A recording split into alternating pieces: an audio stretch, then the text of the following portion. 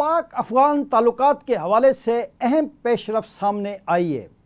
گزشتہ دنوں اسحاق ڈار نے سہ فریقی ریلوے لائن منصوبے پر دستخط کیے تھے، جس کا افغانستان بھی ایک اہم رکن ہے۔ اس کے بعد اب وفاقی وزیر داخلہ محسن نقوی کابل میں اپنے افغان ہم منصب سراج الدین حقانی سے ملاقات کی ہے۔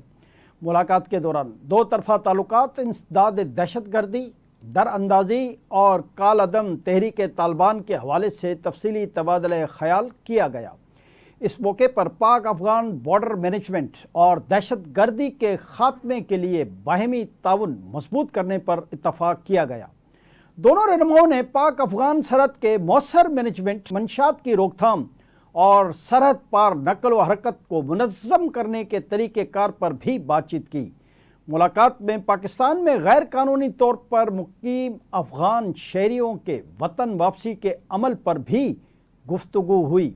وزیر داخلہ نے کہا کہ دہشت گرد تنظیمیں فساد اور عدم استحکام کا باعث بن رہی ہیں، مل کر ہمیں ان کو روکنا ہوگا۔